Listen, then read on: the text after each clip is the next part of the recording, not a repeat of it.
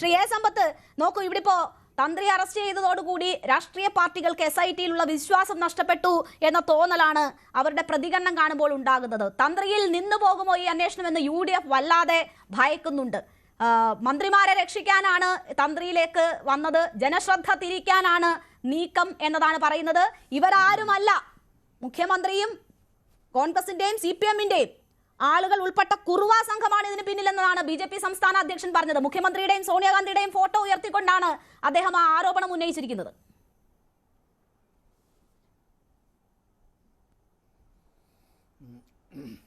രേണുക, ഈ രാഷ്ട്രീയമായ ആരോപണ പ്രത്യാരോപണങ്ങളിലേക്ക് ഞാൻ അതിലേക്ക് കടക്കാനായി ആഗ്രഹിക്കുന്നില്ല. ആദ്യമേ തന്നെ പറഞ്ഞുകൊള്ളട്ടെ, ബഹുമാനപ്പെട്ട ഹൈക്കോടതി മുമ്പാകെയുള്ളൊരു വിഷയം കേരള ഹൈക്കോടതി തന്നെ അത്തരത്തിൽ നിയോഗിച്ചതായിട്ടുള്ള ഒരു പ്രത്യേക അന്വേഷണ സംഘം അതിൻ്റേതായ അന്വേഷണം നടക്കുന്ന വേളയിൽ തന്നെ ബഹുമാനപ്പെട്ട ഹൈക്കോടതി മുമ്പാകെ SIT തന്നെ അവിടെ സമർപ്പിച്ചിട്ടുള്ള അവരുടെ സബ്മിഷൻ തന്നെ പല രീതിയിലുള്ള സമ്മർദ്ദങ്ങൾ, അത് രാഷ്ട്രീയമാവാം, മാധ്യമങ്ങളിലുള്ള ചർച്ചകളുടേതാകാം, മറ്റാരെങ്കിലും അത്തരത്തിൽ അങ്ങോട്ടേക്ക് ഈ രാഷ്ട്രീയമായ മുദ്രാവാക്യങ്ങളുമായി മാർച്ച് നടത്തുന്നതാവാം, അവരവരുടേതായ സ്വതന്ത്രമായ നിഷ്പക്ഷമായ നീതിപൂർവമായ അന്വേഷണം നടത്തുക എന്നുള്ളത് ഉറപ്പുവരുത്തേണ്ടതായ ചുമതല ബഹുമാനപ്പെട്ട ഹൈക്കോടതിയിൽ നിക്ഷിപ്തമാണ്. അതുകൊണ്ട് തന്നെ ബഹുമാനപ്പെട്ട ഹൈക്കോടതിയുടേതായിട്ടുള്ള അധികാര അവകാശങ്ങളിന്മേലുള്ള എന്തെങ്കിലും ഒരു കടന്നുകയറ്റമായി അങ്ങനെ എൻ്റെ ചർച്ചയോ, ഇപ്പോൾ ഞാനിവിടെ ബസന്ത് അഭിഭാഷകനാണ് എന്നുള്ളതുപോലെ തന്നെ ഞാനും തൊഴിലുകൊണ്ട് അഭിഭാഷകനാണ്. ഞങ്ങൾ ജുഡീഷ്യറിയെ അത്രമാത്രം ബഹുമാനിക്കുന്നവരാണ്. ഞാൻ രേണുകയോട് ഞാനൊരു 5 മിനിറ്റ് ചോദിക്കാനിടയായ കാര്യം എന്താണെന്ന് വെച്ചാൽ, ഇത് ഈ നമ്മൾ ആരെങ്കിലും വെള്ളപൂശാനായി രാഷ്ട്രീയമായിട്ടുള്ള മേലങ്കി അണിഞ്ഞുകൊണ്ട് വരുന്നത് ശരിയല്ല. ഞാനൊരു കാര്യം ഒന്ന് പറഞ്ഞോട്ടെ രേണുകയുടെ ഒരു പ്രായം വെച്ചിട്ട് ഇത് കുറച്ച് മുന്നേ ഉള്ളൊരു കാര്യമാണ്. 2007 ആണ്ട്, 2007 ഇത് 2026 നമ്മൾ ഈ ചർച്ച നടത്തുന്നത്. അന്ന് കേരള ഹൈക്കോടതിയിലെ ബഹുമാനപ്പെട്ട ജസ്റ്റിസ് പരിപൂർണൻ, CBIയുടെ സെൻട്രൽ ബ്യൂറോ ഓഫ് ഇൻവെസ്റ്റിഗേഷൻ്റെ മുൻ ഡയറക്ടറായിരുന്ന ശ്രീ കാർത്തികേയൻ, കേരള ഹൈക്കോടതി ജഡ്ജി ജസ്റ്റിസ് തുളസീദാസ് എന്നിവർ അടങ്ങുന്നതായ ഒരു കമ്മിറ്റി 2007 ആരുടെ ഗവൺമെൻറ്റാണ് എന്ന് ഞാൻ പ്രത്യേകിച്ച് പറയണ്ടല്ലോ, ഒരു ഞെട്ടിപ്പിക്കുന്ന റിപ്പോർട്ട് പുറത്തുവിട്ടു. ആ റിപ്പോർട്ടുമായി ബന്ധപ്പെട്ട് വന്നിട്ടുള്ള വാർത്തകളിൽ ഒരെണ്ണം മാത്രം ഞാനിപ്പോൾ പറയാം. അത് ഇത് ആരും നിഷേധിക്കാനായി ഇടയില്ലാത്തതാണ്. അതിൽ ആ റിപ്പോർട്ടിൽ പറഞ്ഞിട്ടുള്ള കാര്യം അഴിമതി, ദുർഭരണം, നിയമവിരുദ്ധ പ്രവർത്തനങ്ങൾ എന്ന് അന്നത്തെ തിരുവിതാംകൂർ ദേവസ്വം ബോർഡ് മുങ്ങി നിൽക്കുന്നു എന്നാണ്. ആ ദേവസ്വം ബോർഡ് അടിമുടി ശുദ്ധീകരിച്ച് വിശ്വാസം വീണ്ടെടുക്കണം എന്ന്, ദേവസ്വം ബോർഡ് പ്രവർത്തനങ്ങളിൽ സമൂല മാറ്റം വേണമെന്ന് ജസ്റ്റിസ് പരിപൂർണ റിപ്പോർട്ടിൽ ആവശ്യപ്പെടുകയാണ്. ആരായിരുന്നു ദേവസ്വം ബോർഡിൻ്റെ പ്രസിഡന്റ്? ശ്രീ രാമൻ നായരായിരുന്നു. കോൺഗ്രസിൻ്റെ നേതാവായിരുന്ന ശ്രീ രാമൻ നായർ ഇപ്പോൾ എവിടെയാണ് എല്ലാവർക്കും അറിയുമല്ലോ. അദ്ദേഹത്തിൻ്റെ നേതൃത്വത്തിലുള്ള ഒരു ദേവസ്വം ബോർഡിൻ്റെ കാലത്ത് നടന്നതായിട്ടുള്ള വിഷയം തീരുന്നില്ല. നമ്മളിപ്പോൾ ചില ആളുകൾ ഇത്തരം കാര്യങ്ങൾ അന്വേഷണം മുന്നോട്ട് പോകുന്നു, അറസ്റ്റ് ചെയ്യപ്പെട്ടു, അതിലെല്ലാം വല്ലാത്ത വെപ്രാളം ഉണ്ടാവുക സ്വാഭാവികമാണ്. അതെന്താണെന്ന് വെച്ചാൽ, ഈ നമ്മൾ പറയും ഒരു മൃഗത്തിന് കൊള്ളേണ്ടിടത്ത് അത്തരത്തിൽ അതിൻ്റെ ശരം ഏറ്റുപോയാൽ ഉണ്ടാകുന്ന വെപ്രാളം എന്നത് വളർത്തുനായയ്ക്കാണ് നോവുന്നത് എങ്കിൽ അതിനേക്കാൾ കൂടുതൽ നോവ് അതിൻ്റെ യജമാനനായിരിക്കും എന്നുള്ളത്.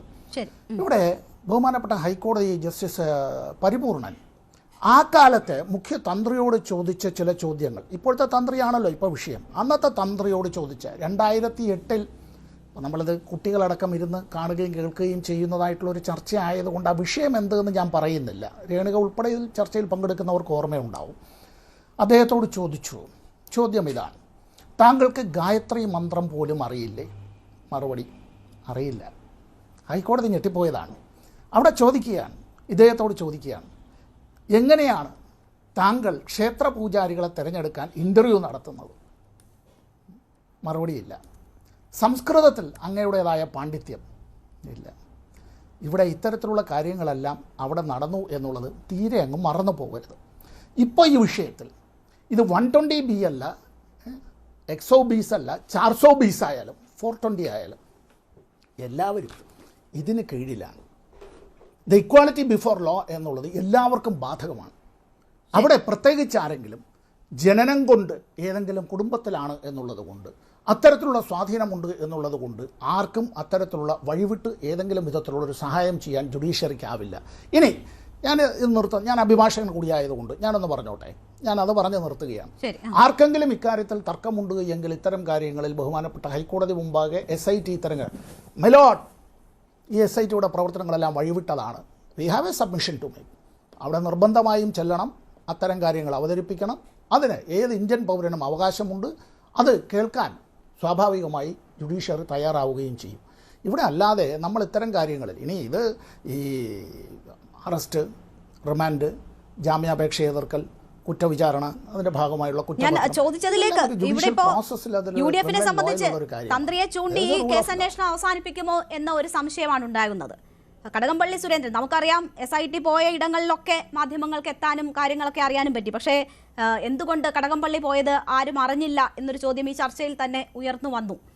മറ്റൊന്ന്, ഈ ദേവസ്വം ബോർഡ് അംഗത്തിന്റെ അറസ്റ്റ് ഈ സുപ്രീം കോടതി പറഞ്ഞിട്ടും വൈകുന്നു. അതേത് സാഹചര്യത്തിലാണ് ശങ്കർദാസിന്റെ അറസ്റ്റ് വൈകുന്നത് എന്ന ചോദ്യമാണ്.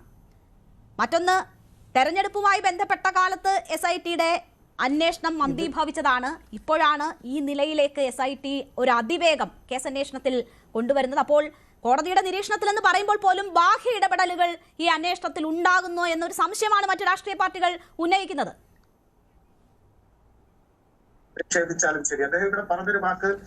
ബാഹ്യ ഇടപെടലുകൾ ഇത്തരം കാര്യങ്ങളിൽ ഉണ്ട് എന്നുള്ള ആരോപണം ഉണ്ട് എങ്കിൽ അത്തരത്തിൽ ആരോപണം ഉണ്ട് എന്നാണ് എങ്കിൽ ബഹുമാനപ്പെട്ട ഹൈക്കോടതി മുമ്പാകെ തന്നെ പറയണം.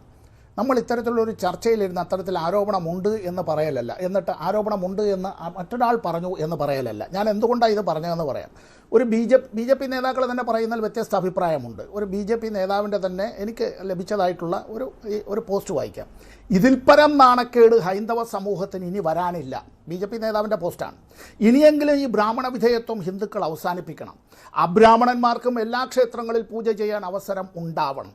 ബ്രാഹ്മണന്മാരിലെ കള്ളന്മാരും അവിശ്വാസികളും പൂജ ചെയ്യുമ്പോൾ മറ്റുള്ള സമുദായങ്ങളിലെ വിശ്വാസികൾക്കും ധർമ്മിഷ്ഠർക്കും പൂജ ചെയ്യാനുള്ള അവകാശം നിഷേധിക്കപ്പെടരുത്. ഭഗവാന് മുമ്പിൽ എല്ലാവരും തുല്യരാകട്ടെ. മറ്റൊരു BJP നേതാക്കൾ മറ്റൊരാൾ പറഞ്ഞത്. ഇതിൻ്റെ ഇൻവെസ്റ്റിഗേഷനുമായി ബന്ധപ്പെട്ട അത്തരം കാര്യങ്ങൾ ഞാൻ അവരുടെ എല്ലാം പേരെടുത്ത് പറയുന്ന ഒരു കാര്യത്തിലേക്ക് പോവുകയല്ല. ഇപ്പോൾ BJPക്ക് രാഷ്ട്രീയമായി പല അഭിപ്രായങ്ങളും ഉണ്ടാവും, കോൺഗ്രസിനും പല അഭിപ്രായങ്ങളും ഉണ്ടാവും. ഞാനിപ്പോൾ ഇതിൽ പറയുന്നില്ലല്ലോ. ഇദ്ദേഹത്തിൻ്റെ മകൻ്റെ വിവാഹം അത്തരത്തിൽ കാർമ്മികത്വം നടത്തിയ അത്തരം കാര്യങ്ങളിലെല്ലാം ബഹുമാനപ്പെട്ട പ്രതിപക്ഷ നേതാവ്, നമ്മളെല്ലാവരും വിവാഹ ചടങ്ങിനൊക്കെ പങ്കെടുക്കും, അതിൽ കാർമ്മികത്വത്തിൽ ഈ പറഞ്ഞ പോലെ ഒരുപാട് നേരം നിൽക്കും. അതുകൊണ്ട് ഇതെല്ലാം അദ്ദേഹത്തിൻ്റെ തലയിലേക്ക് ഞാൻ കൊണ്ടുപോയിക്കൊന്നുമല്ല.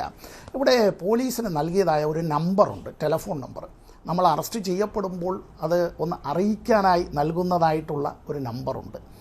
ആരുടെ നമ്പറായിരുന്നു ഇദ്ദേഹം ഇപ്പോൾ പ്രതി ചേർക്കപ്പെട്ടു? ഈ ചോദ്യം ചെയ്യുക എന്ന് പറയുമ്പോഴേ രേണുക ഉൾപ്പെടെയുള്ള മാധ്യമപ്രവർത്തകർ പറയുന്നൊരു കാര്യമാണ്. പല ആളുകളെയും ഇത്തരത്തിൽ ഈ അന്വേഷണ ഉദ്യോഗസ്ഥർ വിളിപ്പിക്കും.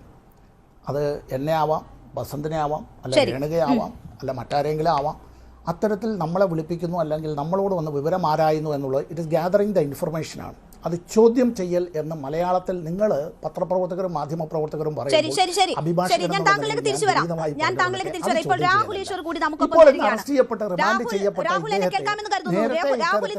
മാധ്യമങ്ങളെ കാണുമ്പോൾ എന്തുകൊണ്ടാണ് ഈ പച്ചയായ അനീതിയാണ് നടക്കുന്നത്, തന്ത്രിക്ക് നീതി കൊടുക്കണം എന്നൊക്കെ താങ്കൾ ആവശ്യപ്പെടുന്നത് കണ്ടത്? കഴിഞ്ഞ ദിവസം വരെ താങ്കൾ ചാനൽ ചർച്ചകളിൽ പങ്കെടുത്ത് എല്ലാവരെയും അന്വേഷണത്തിന് മുന്നിലേക്ക് കൊണ്ടുവരണം എന്നാവശ്യപ്പെട്ട വ്യക്തിയല്ലേ?